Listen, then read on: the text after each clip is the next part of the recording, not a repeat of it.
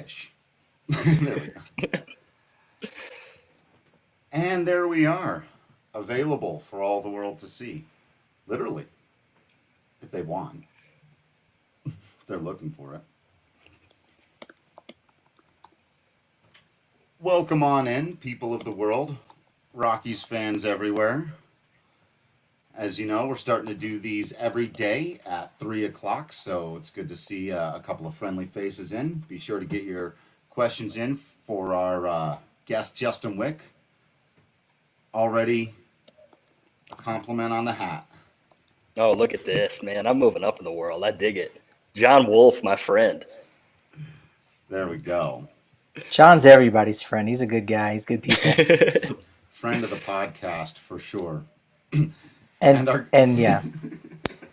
Patrick Lyons still. And Tony Walters, apparently. I look more like Tony Walters today than Tony Walters does. He's got no mustache. I think he may have gotten a haircut. I'm not sure if he cut those luscious locks of his, but keeping it alive. On Tony, you're killing me. Your hair is important to some of us. All of us. All right. Let's do the thing. Welcome into the DNVR Rockies podcast presented by Strava Craft Coffee. Remember to use that promo code DNVR20. You'll get 20% off your entire purchase of that CBD-infused, deliciously wonderful Strava Craft coffee. I'm your host, Drew Creasman. Joining us, as always, is our beat writer, Patrick Lyons. And for the first time, from my old stomping grounds, Purple Row, and just a baseball man in general, prospect guru, baseballer himself, Justin Wick. Man, thanks for taking the time. Welcome to the show. Man, thank you guys. A big fan of what you guys do. I found out that you had an opportunity to put me on the air, and I jumped at the chance. So thank you guys. Absolutely. Hey, well, it's there's a number of reasons why we wanted to do this, and we'll get to your knowledge of the prospects and just sort of amateur baseball and all that stuff in general. But first, why should anyone care? I mean, who are you? So I know a lot of people out there know who you are, but for those who might not, and by the way, as our guy John in the comments pointed out just before we got started, Justin's wearing a Sky Sox hat right now, Colorado Springs Sky Sox hat. So credibility immediately. Why don't you give us a little bit of the rest of your origin story, as it were? Yes, sir. Well, I am from Parker, Colorado. I was a fifth grader in 2007 and fell in love with the Rockies right away. That's a hell of a time to be growing up. I have played baseball my entire life, left-handed pitcher. I am a baseball alumnus of South Mountain Community College in Phoenix, Arizona. And then I played 2 years at Creighton University in Omaha, Nebraska. I think a year and a day ago, we took down Oregon State in a regional last year, so that was pretty cool. Most recently, I've played in the Northwoods League as a member of the St. Cloud Rocks. I've played there in 2018 and 2019. And I mean, I don't throw as hard as Riley Pint, but I'm still trying to make my way up the draft board a little bit. So we'll see how that goes. So I got hooked up writing for Purple Row in, I believe, October of last year. Graduated from Creighton with a journalism degree in August of 2019. So just a couple months ago, and started putting my name out there going, I want to work in baseball. I like this kind of thing. I got a journalism degree. Let's see what's going on. And was very fortunate. I mean, looking at message boards, finding out Purple Row's hiring people. And I'm like, yeah, I have Division I baseball experience. I have a journalism degree, and I've been a lifelong Rockies fan. Why don't we do this? And so I've been thrilled to be able to work for them ever since, and I'm having a blast putting some stuff together. It's almost the same as my story, except for the part where I was ever good at baseball or got a journalism degree. Other than that, it's the same story. Identical. You mentioned playing at Creighton University, and I'm sure fans would love to hear your take on what Isaac Collins has been doing. Of course, he was recently drafted by the Rockies, and he's been doing a nice job so far. He's a teammate of yours. Yes, absolutely. One of my favorite guys I've been able to play alongside. I mean, down to earth, very cerebral, very intellectual. I mean, he played in the Northwoods League for the Duluth Huskies as well. So, I mean, my time in St. Cloud, I was able to hear a lot of stories about him, and it's amazing to see how the paths crossed. It's funny that now all of a sudden I'm on the media side of things as opposed to sharing the dugout with him. But I mean, very down to earth kid. He's the kind of guy that you feel really good about throwing out day after day. I think it's interesting. You look at an NCAA schedule, it's 56 games over the course of of 3.5 months. And then you throw them into a minor league setting where they're playing every day and it's a little bit different. He's the kind of guy that, especially seeing how well he handled the Northwoods League schedule, it was a lot of fun to be able to see what he was doing throughout the minor league ranks right away. And I mean, I have pretty good reason to be optimistic that he's going to be doing pretty well. Have you gotten the chance yet to interview somebody you've played with? You mentioned sort of switching sides. Have you done that yet? Not in particular, no. I mean, it's a lot of my stuff has been writing and hasn't been interviewing at this point. But I mean, I know there's with the Boise Hawks, Finn Delbonta Smith is a reliever. He played with me up in St. Cloud. I played growing up with Alex Ochterman, was out in the Grand Junction Rockies. So yeah, I'm crossing these names and I'm looking at box scores. I'm like, I'm supposed to be playing alongside you guys. How is this put together? But I haven't had the chance to talk to him. I mean, I think that might be a good thing because I just end up joking around and clowning with them like old times instead of putting my whole media credential back together. But I think I would love to. I'd be all about it. And you're not completely retired, as we were talking about before we went on live. You are hoping to keep the career going a little bit in the Northwoods. Fortunately, other issues are preventing that, but are you missing baseball, like playing it? Are you missing that aspect of the game? Yes, and I mean, I think everybody's missing every facet of baseball right now, so I don't claim that my own take, I mean, I'm in the same boat as everybody else, but I mean, with the coronavirus and now with everything that's been going on in the state of Minnesota, I'm looking at, for me to be able to get up to the Northwoods League and get a restart going, it got a lot complicated in a hurry, but I am itching to play, but at the same time, I do recognize there are bigger issues in the world. It's very selfish of me just to say I want to play at all costs. Like, I mean, I recognize what's going on, but all the while I'm still throwing. I'm at Cannon Arm Training in Centennial, Colorado as a coach/player, and I'm throwing my bullpens in the meantime, hoping that I can get some live at-bats going. So we'll keep making a push, and I mean, I'm eager to be able to get back up to St. Cloud hopefully at some point this summer, but we'll see how it goes, and we'll keep up with it in the meantime.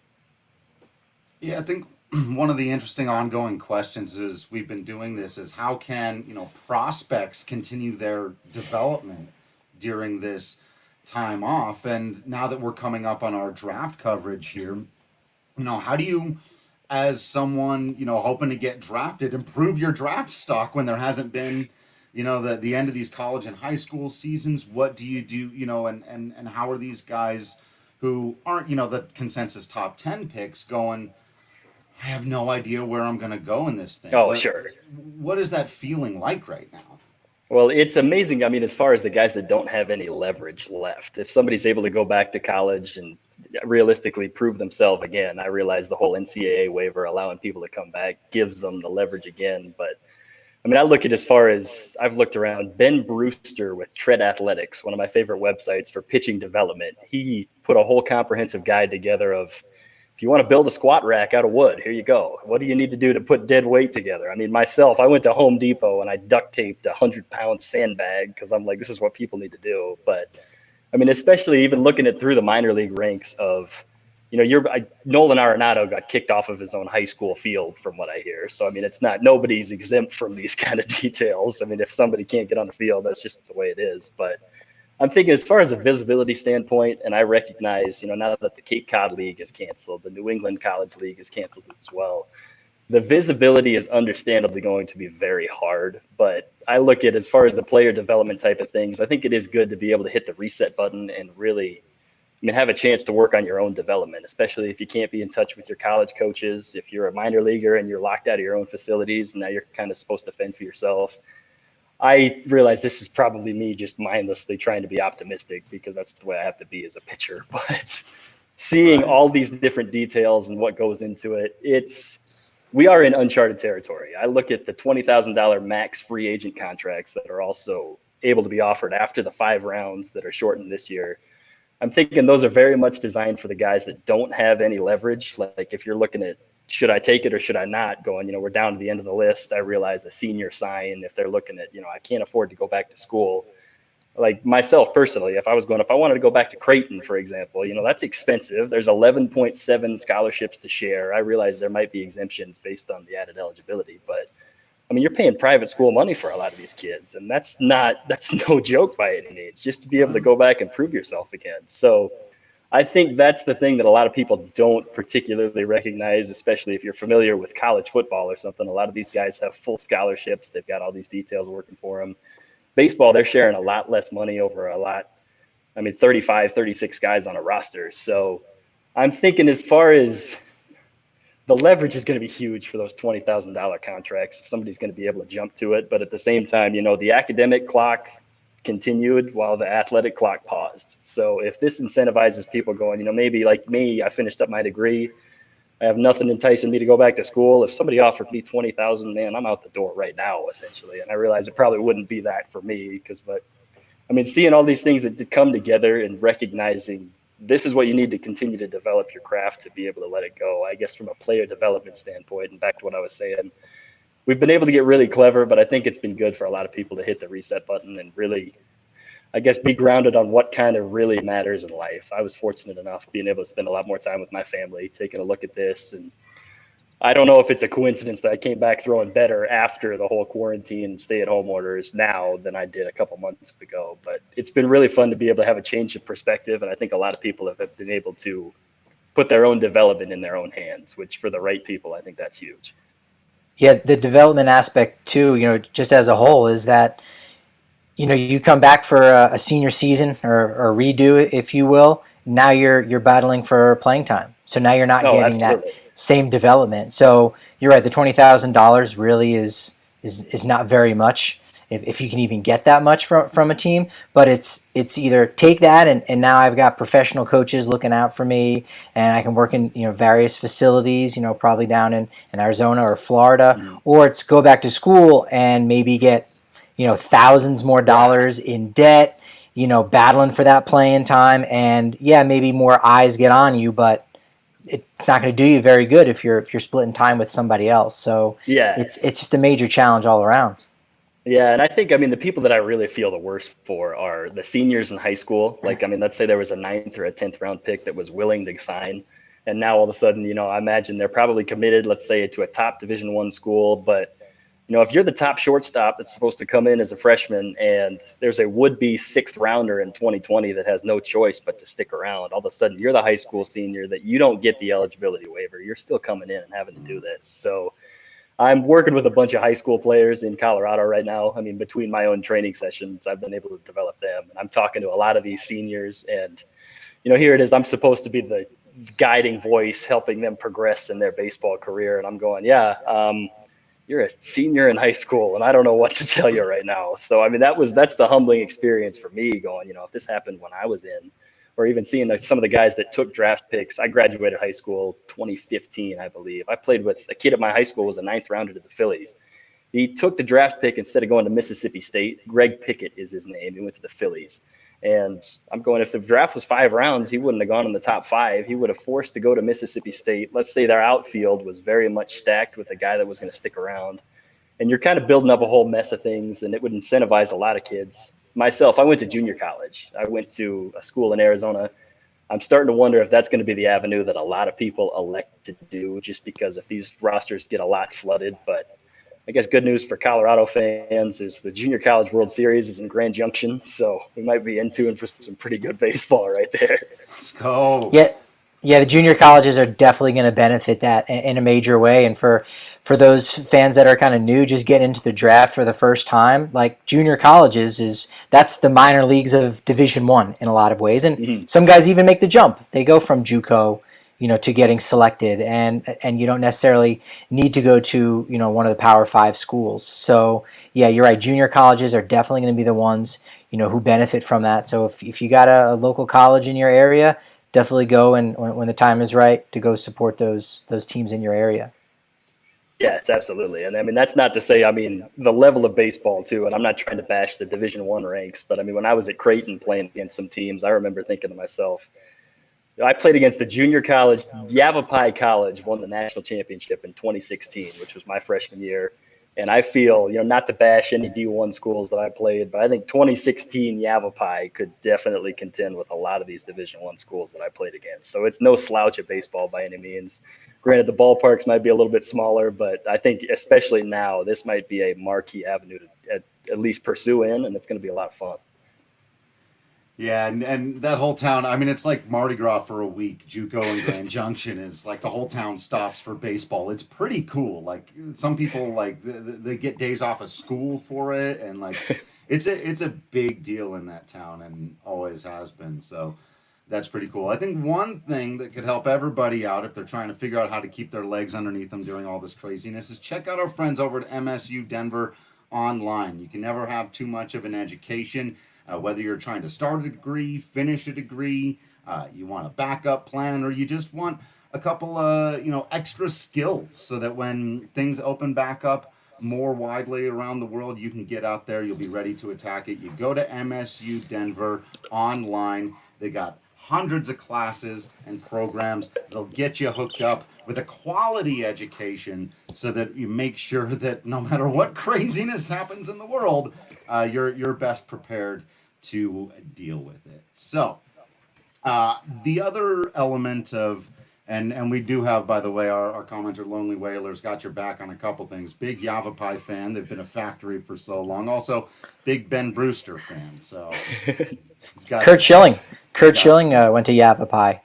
So I mean, there you go. A lot of those JUCO schools down in Arizona and California, I think a little bit more so than Florida. But those are the three biggest states where you're going to be producing a lot of really good amateur talent. And maybe briefly you can touch on, because one of the strange things is that Creighton is in the Big East, and when you think of Creighton Blue Jays, you're not necessarily thinking of Northeast United States, but it can be hard to get your reps in when you're playing against teams up there, because it's too cold, frankly, to do that.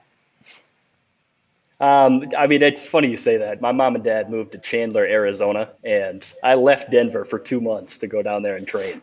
So I got out of the snowstorm in late March, early April, looking at it going, if I'm going to continue developing my own craft, and of course all the gyms are closed and I'm at a city park anyways. So, I mean, but at the same time, it was 90 degrees instead of 40. So I'm like, well, here we go. But it was very interesting as far as, me being a junior college guy in Arizona.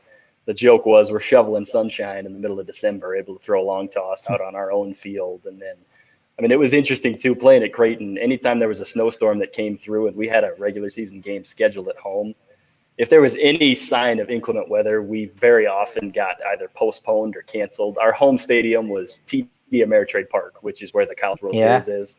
And that's not Creighton's field. That's the College World Series field. So if there was any risk of us harming the field in any way, we had to play it very conservative, and understandably so. I mean, their grounds crew there does a terrific job. But, I mean, more specifically, as far as the format of what people are able to do to get their reps in, a lot of teammates that I played with up in the Northwoods League in St. Cloud are from the Minnesota area.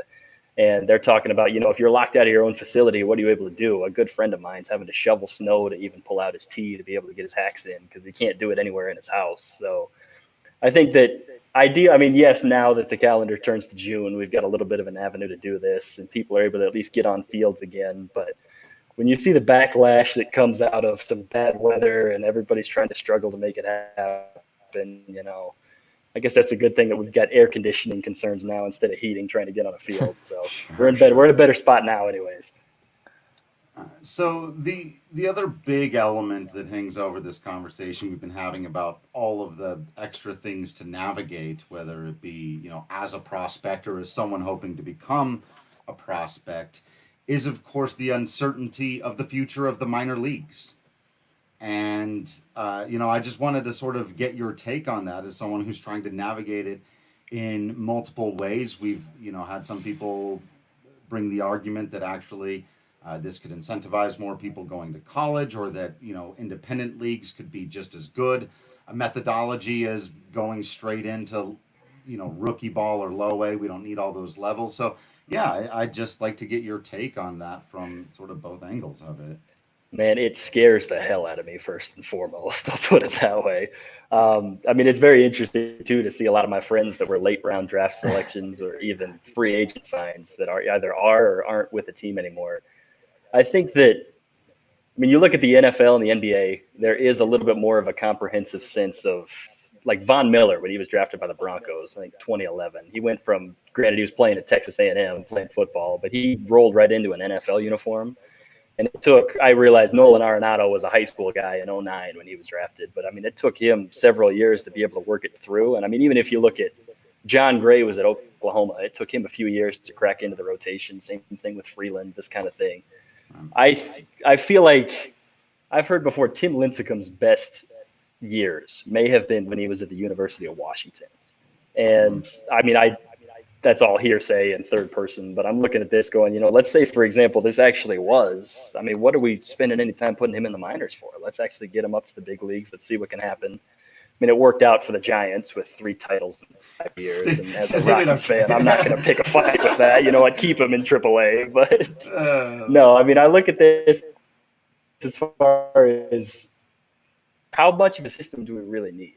And I say this with the inherent sense of I myself would love to be a minor leaguer. I hope they expand the minor leagues so it gives me a better chance. But as far as I think there's always going to be an argument of how deep does it actually need to be.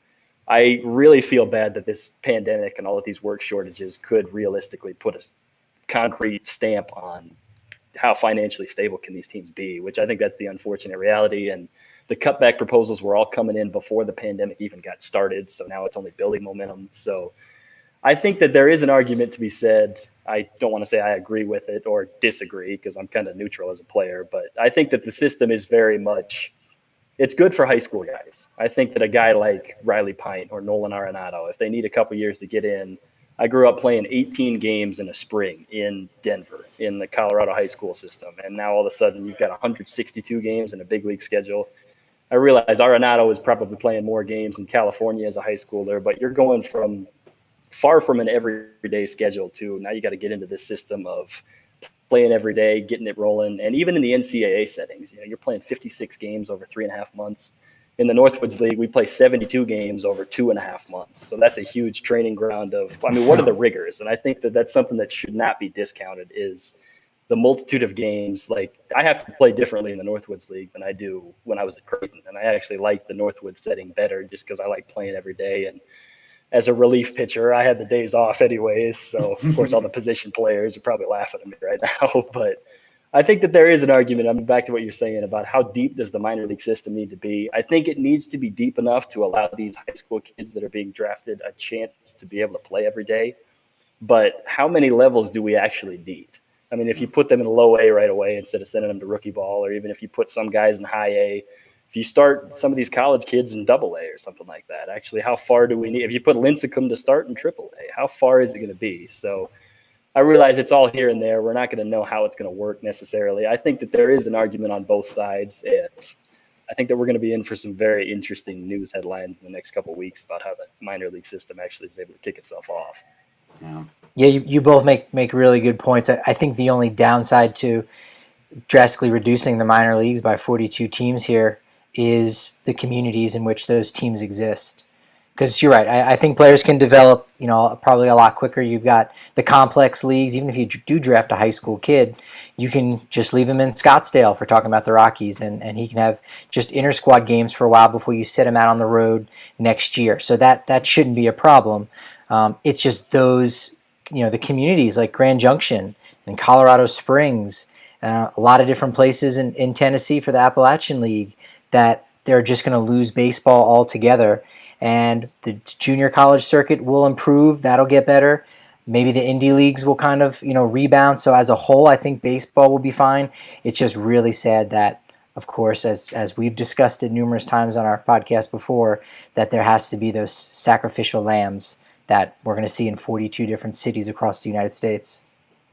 Yes, and I mean, there's something to be said about a ballpark full of people. That's why we're all listening to this, because we love watching baseball. And, MLB TV only gets me so far, man. I need to be at the ballpark. I just like being there. And I mean, it kills me to realize that we're going to be depriving a lot of people if we actually do cut this. And I hope that we're able to work something out, because, I mean, I feel like it's a dying breed of going to the ballpark. We can watch games on our phone. We can text people. We can do all this other stuff. And baseball is supposed to be the escape. I mean, it's what's drawn me to the ballpark every single day. It's what's made me enjoy being a player, being a coach, being an instructor, whatever it is. But I certainly hope. I mean, I look at the situation, and not to plug my hat again, but Colorado Springs. I grew up going to these games all the time. I loved watching these. I had a good friend of mine that worked for the team. They would hook us up with tickets sometimes, even if we couldn't. I loved going to these just because, I followed the prospects. I knew what was going on.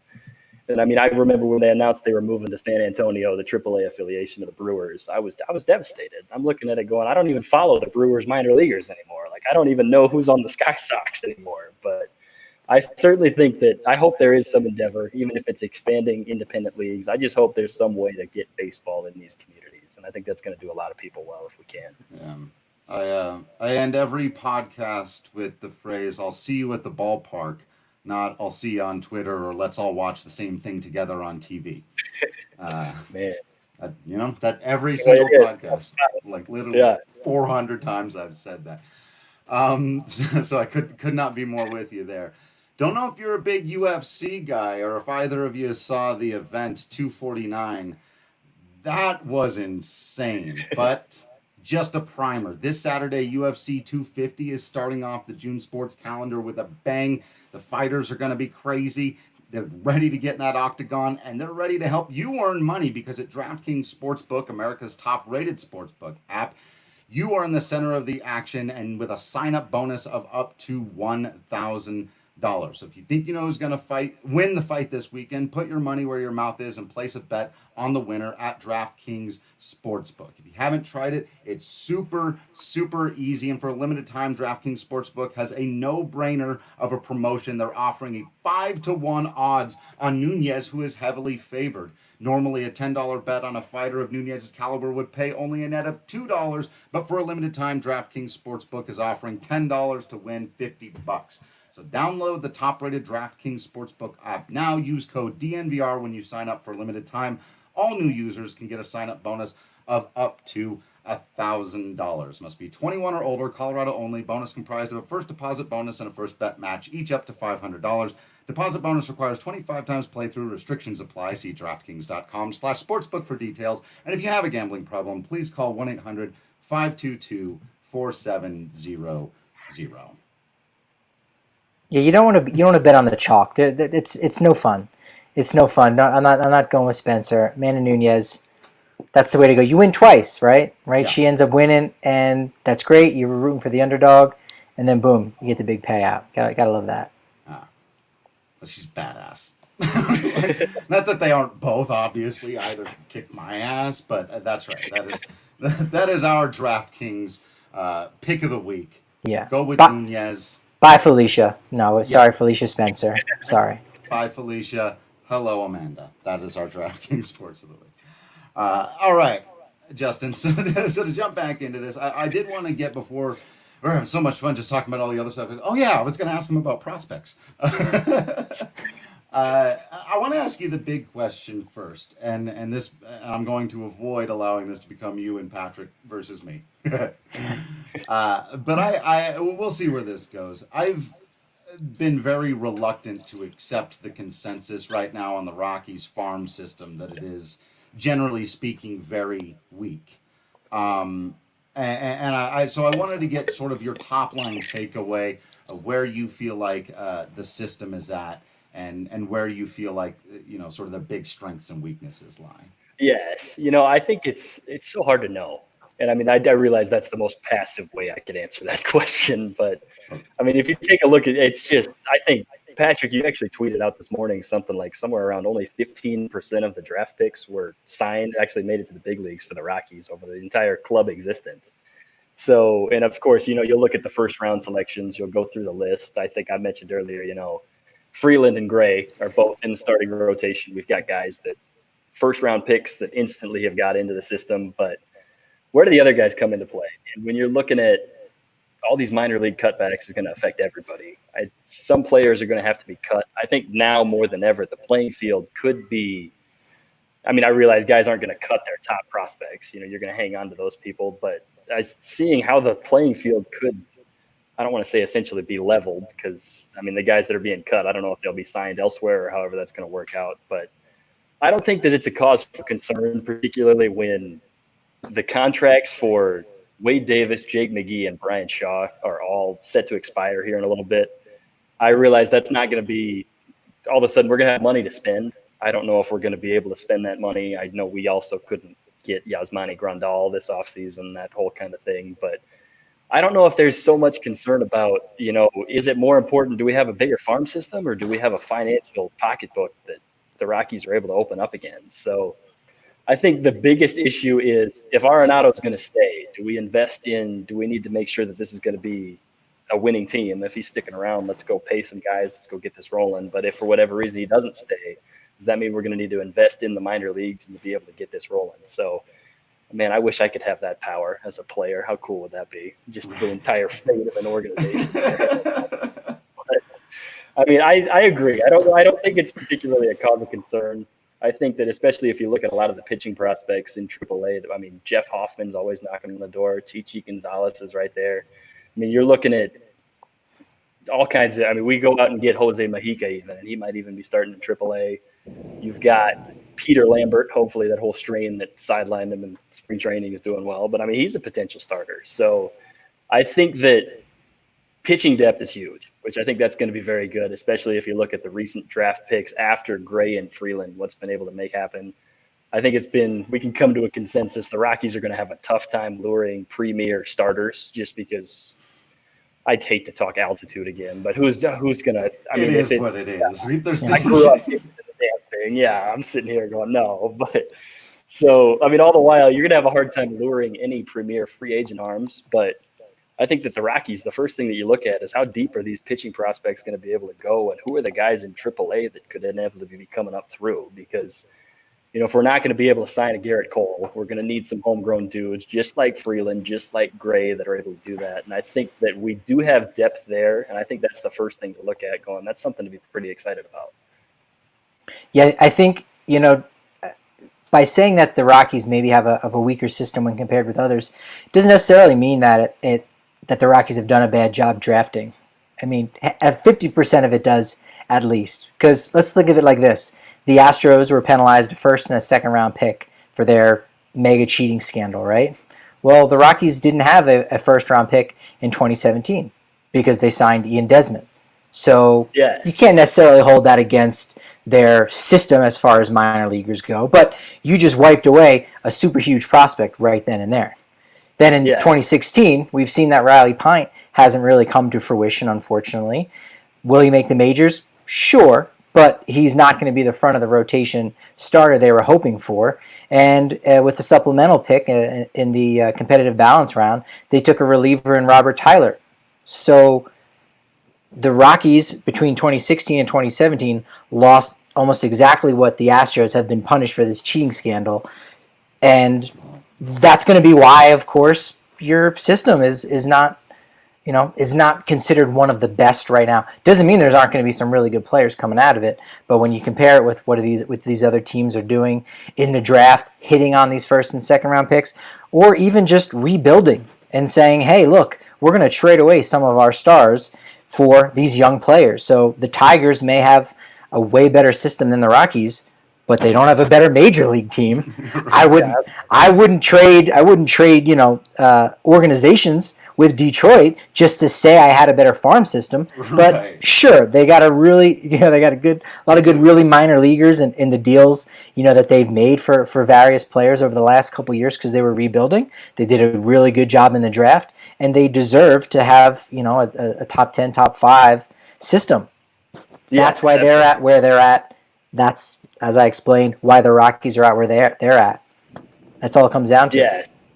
And there's so much. I mean, that's a tremendous point about the Ian Desmond sign. I mean, comparing that to what the Astros have, it is no different. I mean, it is different because I don't think any of us liked what the Astros did. But I mean, as far as you look at the 2006 draft, the Rockies took Greg Reynolds second overall. I mean, everybody's going to be quick to point this out. It was, who could we have got? Clayton Kershaw, Max Scherzer, Andrew Miller was even on the horizon right there.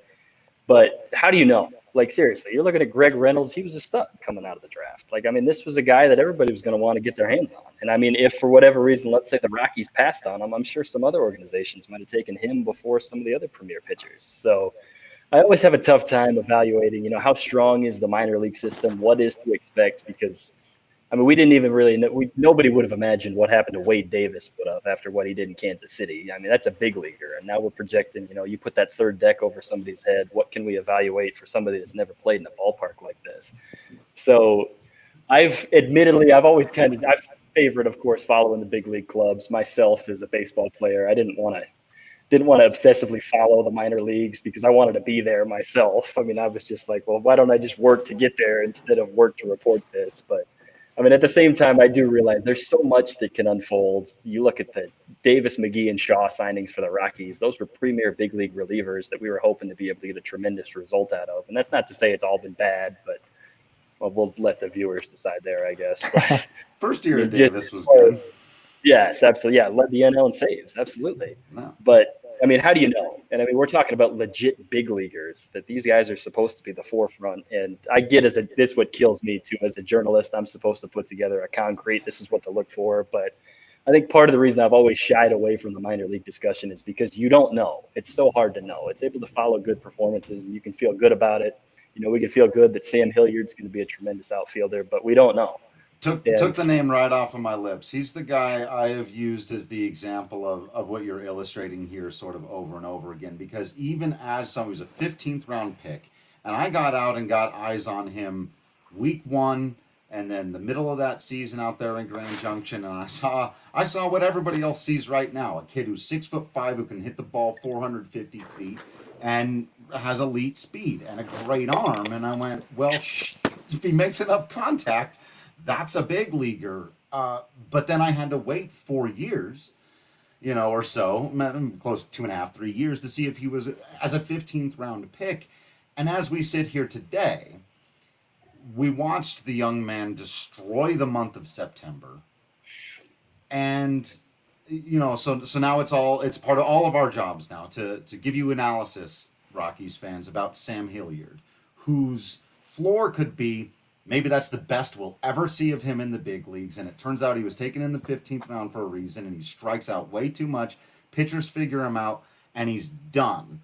Or he could end up being a starting outfielder who hits 25 home runs and steals 25 bases and entrenches himself as a piece of this franchise's future forever. So you're saying... So which of those is it going to be, Justin? So you're saying he's either going to be Pedro Serrano in the first half of Major League or the second half of Pedro Serrano. That could be one of those two. Uh-oh. He's got a thought coming. You just reminded me. Now, I'm actually very curious about Justin's thoughts on Sam Hilliard, and I don't want to derail it, but somebody hit me up on Twitter with this taking an analytic approach to baseball movies, and I've been meaning for us to have this conversation on here because my first thought was an analytic manager never would have let Pedro Serrano take an at bat against somebody who's got one of the best curveballs in the league. You're not going to let that happen. This is a sham. Major League is a scam. What is this? I have a feeling those analytics will ruin some movies for some people, or will just enhance. That's fine to me. Like, I could hear that and go, all right, that's fine. It's a movie. I don't really care, but I like that. I would rather know it, though. I'd rather know that little fun fact, so to speak, right. Right. Which of these things would be handled differently? So, yeah, I mean, and Justin, are there any other guys who, those young players, because this is the other issue that I have with that this ranking the farm systems thing is like when you've got a guy like Brendan Rodgers, or dudes like Garrett Hampson, or even Ryan McMahon and Ryan Tapia, who've been in the big leagues for a couple of years, but Tapia's never been an everyday starter, and McMahon just became one. So there are like all these other little levels too to whether or not you're a young player. So, is there someone among those group of guys you find particularly intriguing? I look at as far as the left side of the infield, Arenado and Story, their contracts expire at the same time. So I've always tended to favor, let's look at certainly Brendan Rodgers as the glaring example, but even looking at McMahon, looking at any of these infield prospects that, because the direction of the Rockies franchise could be changing drastically in the next couple of years, just as far as, let's say Arenado's unhappy, he's out. Well, the arbitration deal that Story settled, he's in the same time frame of what Arenado's looking for. Story could understandably have more money to be able to stick around. This could be the alternative that this is a good sign. But, all the while you look at how long is Charlie Blackmon going to stick around? Does that mean Tapia is finally going to be able to break into an everyday role? Does that mean Hilliard's going to be the guy breaking in? Does this mean Ian Desmond's going to leave and it's not going to particularly matter because there's going to be space in the outfield for these guys? So I think that, especially if you're talking about how strong is the Rockies farm system really, well, they essentially have, I hate to say, a farm system at the big league level. But, when you look at all of these, there might be a platoon in left field of 3 guys between Hilliard, Desmond, and Tapia. So those are 3 guys that I think any organization, or at least any lesser outfield stacked organization, you can make an argument these guys could be everyday guys. You look at Elias Diaz was like one of the routine catching starters for Pittsburgh, and now he could be the backup to Walters and that kind of thing. And I get that's a whole different thing. That's a waiver pickup, and all kinds of layers to it. But there is a system within the Rockies' 40-man roster that I think is definitely something to be speaking of. But as far as back to your question, I would like to think the infield prospects are going to be people to really look for.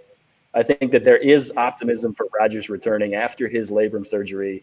I was really hoping we'd get a little bit more spring training so we could see more of him. Of course, he was sidelined for the early parts of it. I'm like, I want to see this guy play. Let's see what he's got. I was watching him take BP, dude. I was watching him take infield practice, and I was just, I was seeing it. Not to get everyone out there, whatever, but when you see a guy who's just locked in, you're like, man, he came to play this spring.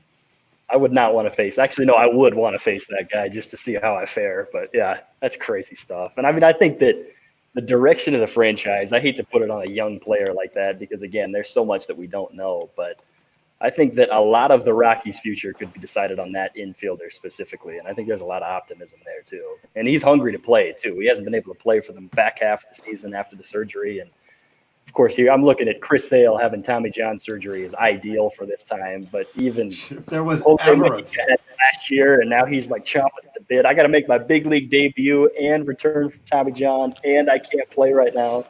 Rogers is in the same boat and that kind of thing. I get not debut necessarily, but we're looking at this going, this guy is hungry to play, and he is just dying to make it happen. And I keep looking at it going, it's going to give you a breakthrough story like Trevor, no pun intended, like Trevor Story was. But I'm dying to get that.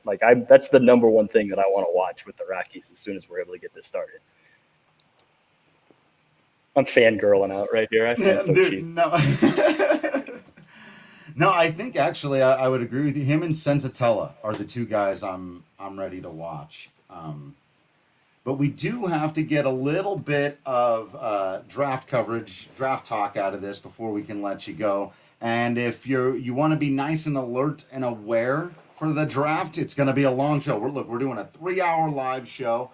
And Justin, we'd love to have you back as a guest maybe during the live once the Rockies have made a pick or 2, and we can talk about what they've done or what just sort of in general how things are unfolding in the draft. And we're all going to be drinking Strava Craft coffee because it's going to be a long show. And we're going to need the energy without all the jitters and the crash that you can get from that normal crap coffee that I used to drink in what feels like a different lifetime ago.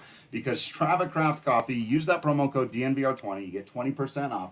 They send it straight to your house. You can get it in the K-Cups. You can get whole bean. Any way you can get coffee, they've got you covered depending on whatever your machine does for you.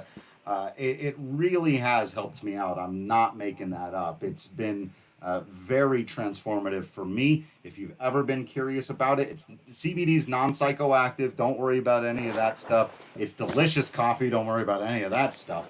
And yeah, it'll keep you going. So remember, use the code DNVR20. You'll get 20% off your entire purchase of Strava Craft coffee.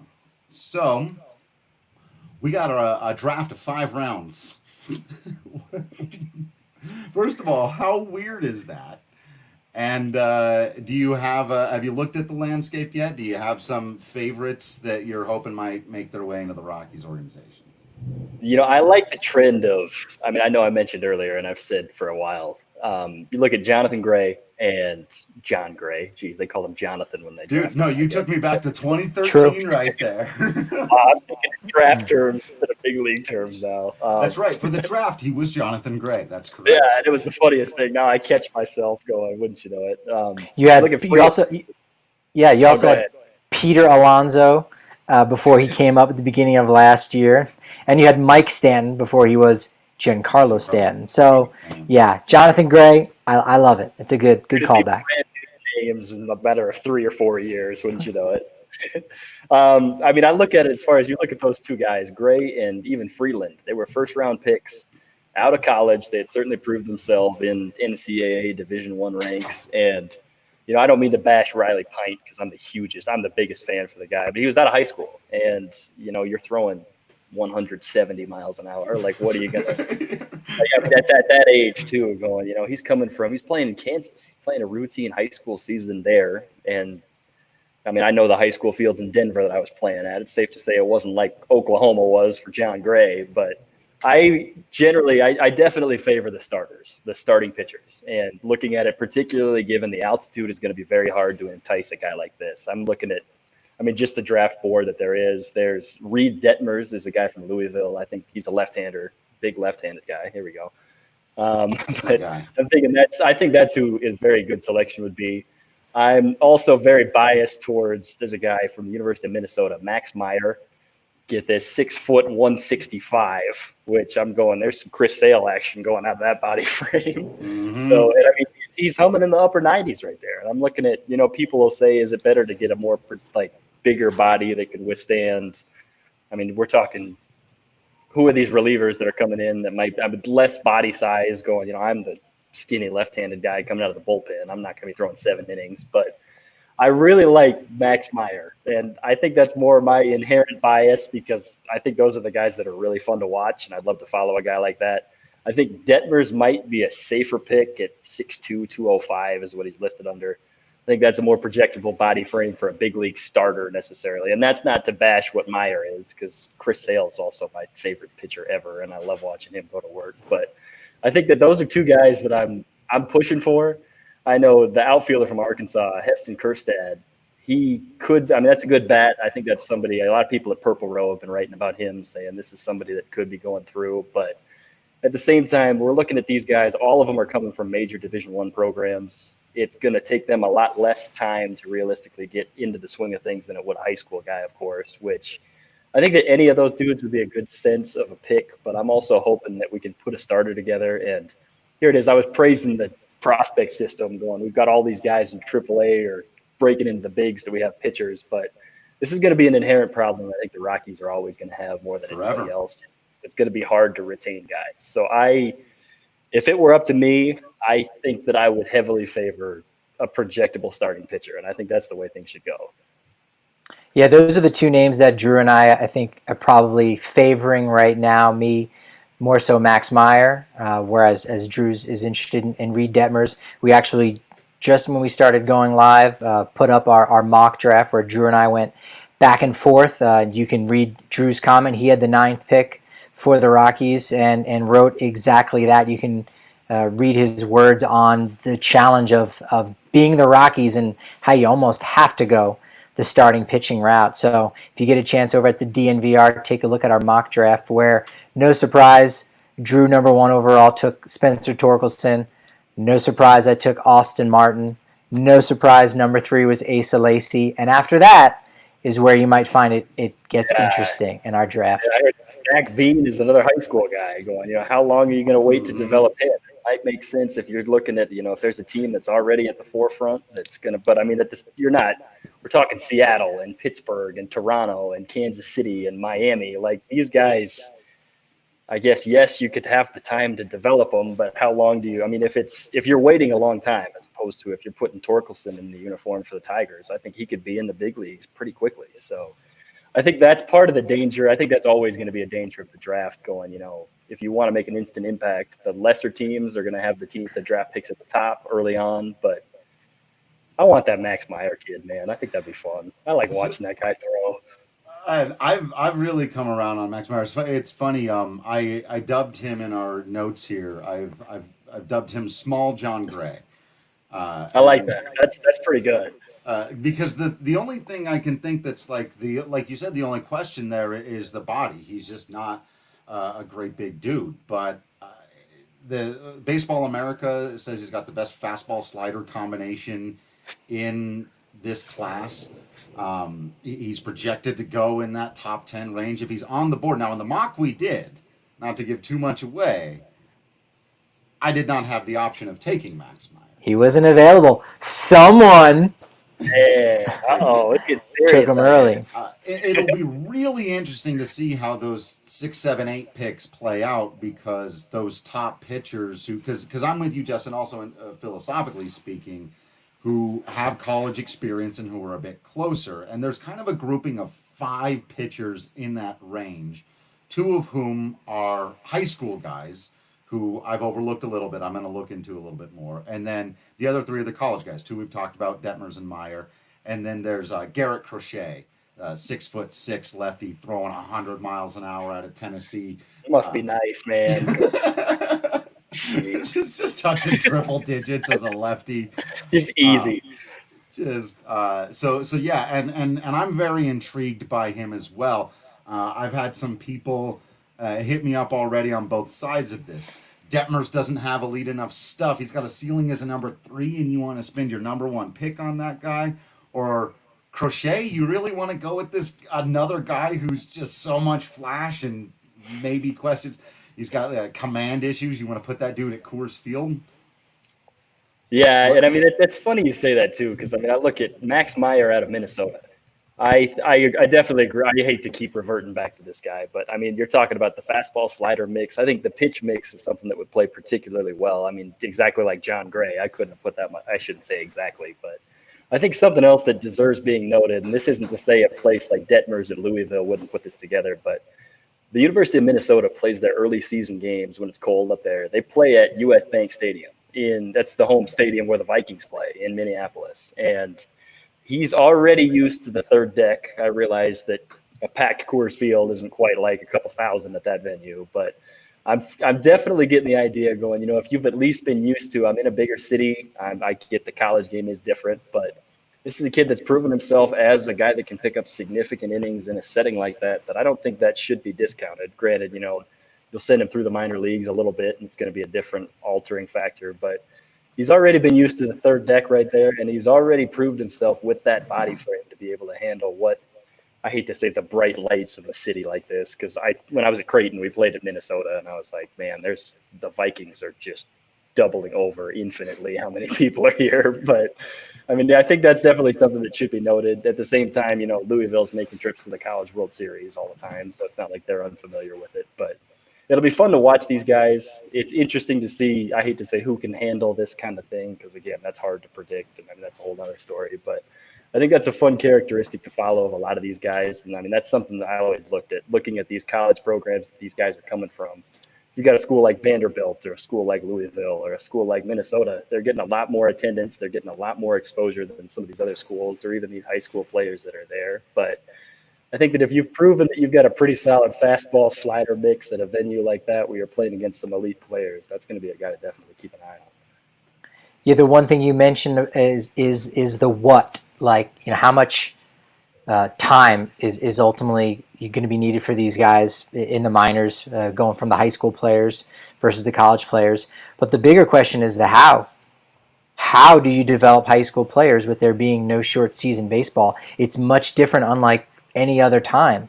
And so I think because there's such strong college pitching right now in this 2020 draft, and with the uncertainty of what's going to happen for these young guys being forced to play in complex leagues, and maybe it doesn't really affect their growth at all. Maybe they're able to make the jump, kind of like a guy like a Jared Kelenic, who we saw do that with Seattle last year, ended up in Double-A after a year and a half out of high school. So by no means should you not be looking at a competent bat like a Zach Veen or Robert Hassel. I get that, or Austin Hendrick, of course. But for the Rockies, you need pitching. You might as well get the experienced guys rather than some of those high school arms. Yes, absolutely. And I mean, particularly if you're looking at a high school guy going, all right, so you're drafted, you did it, cool. Now what do I do? I don't know if we're going to have a minor league season this year. I'm sitting at the couch. I just graduated high school, and now I'm a first rounder, and Like, I mean, your life has completely changed, but your day-to-day life, and it's just like, well, I'm going to report to spring training next year. I think this is going to work. So, I mean, that's a big reason I've looked at a lot of, I mean, part of the reason I think a lot of people should pursue junior college going, rather than being a freshman at a Division I school, being on a potentially flooded roster, go to a junior college, go and play. You don't know what's going to happen. And the same capacity, I think that, of course, we'll watch a guy like Zach Veen absolutely break out in like 3 or 4 years. We're all going to be looking back on this conversation going, wow, look at this. But I think that it is a safe pick to be able to go with an established guy. And I mean, I don't think that any of those top big college pitchers early in the draft are going to be a bad choice for the Rockies.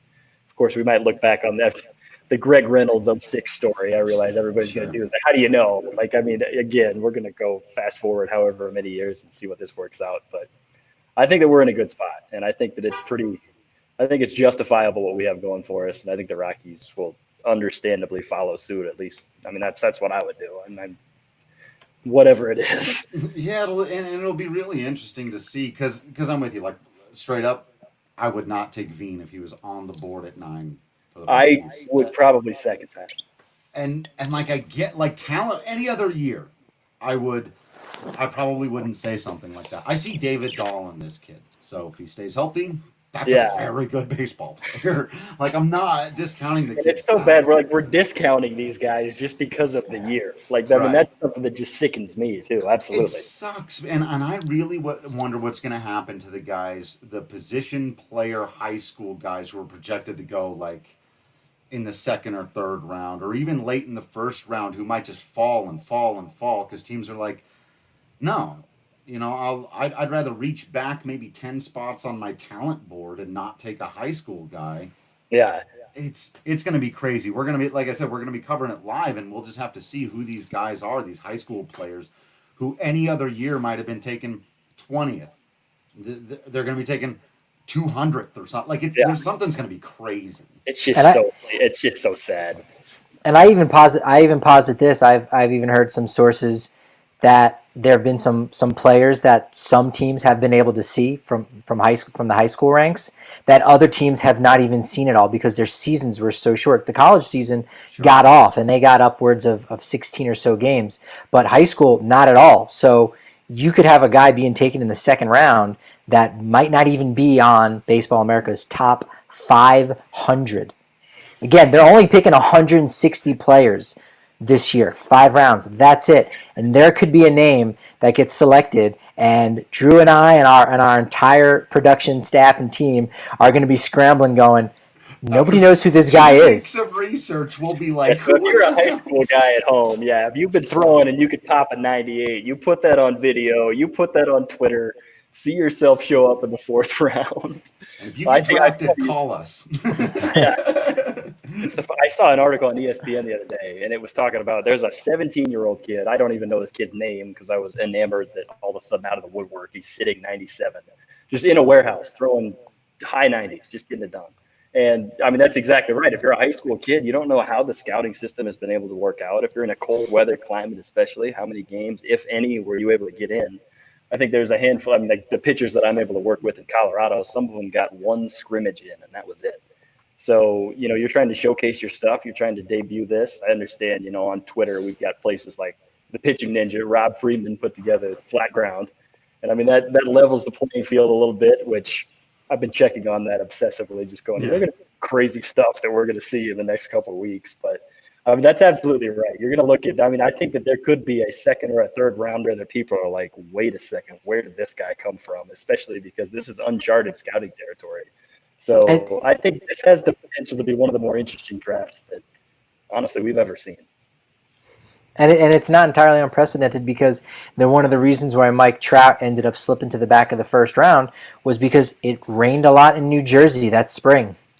That's it. Teams weren't able to get their eyes on these guys. The college players is different, right? Because they've seen them. They scouted them ultimately in high school. Most of these guys that you're going to see taking the first 2 rounds from the Division I ranks, they were already selected in high school, so the teams are already familiar with them. They've been on the radar for 3 years.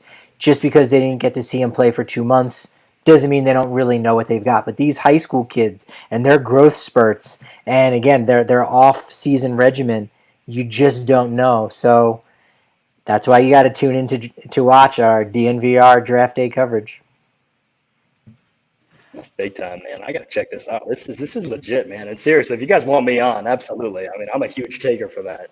Oh yeah. We'll have you. We're gonna have, by our calculations, about 2 hours between the Rockies pick at 9:35.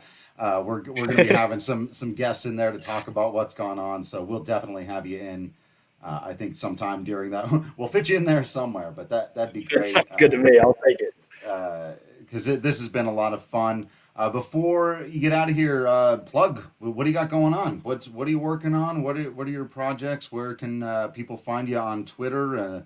Anything recently you've written you want to plug? The floor is yours. Man, this is legit. This is big time. Like, you guys are rolling out the red carpet for me. All right. Well, I mean, I guess something that I want to give noteworthy attention for. I am the throwing technician for Cannon Arm Training, based out of Centennial, Colorado. I forgot our Twitter handle. Wow, I'm really living up to my name. Let me pull this up before I forget. As I say, you can keep going. I'll pull it up. We got a red cannon right here. This is @cannon_training. Here we go. Oh, there's my camera. We have 16 followers, and we're following 17 right now. And it would make me look a lot better if we actually had a better Twitter following. Well, let's get this guy. Yeah, now, buddy. Let's get this guy up to 20. We can do it. Man, we can get something going right here. No, I mean, we have a tremendous operation going on right now. And I mean, I think over the next couple hours, I'll have several guys coming in, working the system through. And it's a developmental system. The pitching coach that I work with, I'm hitting velocity records right now as we speak, which is a lot of fun. And I realize it's not by any means Reed Detmer's quality by any means, but I feel like we're definitely creating some good momentum as far as we're getting a lot of guys to where they want to be. We've got Rapsodo units. We're working with all kinds of different expertise, people that are at the Anschutz Medical Campus. We've worked with professors to be able to track movement patterns with a lot of high level quality stuff. So this is what I'm doing right now. We are located inside Elite Speed Sports Performance. Unfortunately, they turned the music off in the gym. I'm there right now, and it's not too loud, so I was able to work this interview in. But this is what I'm doing right now. Tyler Sheppel, everybody calls him Shep. He's the guy that let me take an hour and a half break to be able to put this interview in. Shout out to him. But I feel there's me on the screen right there. Look at that. I got the little Twitter header with the mountains right there. There it is. That too, because I was the one that put it on, so I guess I can't talk too good about that. But no, I mean, our website, cannonarmtraining.com, this is what we do. We are based in Centennial, so I mean, if there's anybody that even wants to talk baseball, but come on in, man. I got enough time. I spend half my life here anyways because I got nothing better to do other than write and pitch. So I mean, that's what I'm up to. And I mean, at this point, big shout out to the St. Cloud Rocks for being persevering up there in the Northwoods League. And I'm hoping we're able to work something out. And on top of that, big shout out to you guys. This was a lot of fun. I've been following you guys from afar with my little voice at Purple Row, but I mean, beyond happy to be able to be here. And, thank you guys. Absolutely. Yeah. Big shout out to Tyler Sheppel, Division I, University of Washington, pitched a few years in the Brewers minor league. So if you're looking for training for your kids, you need to get those reps in right now because a lot of them do. Check out Cannon Arm Training. Man, I got to pay you guys or something right here. That was awesome. Absolutely. I like that. We appreciate your time and your perspective and dare I say expertise on the matters at hand. So yeah, we'll do this a lot more, draft or no, man. We'll make this a regular thing.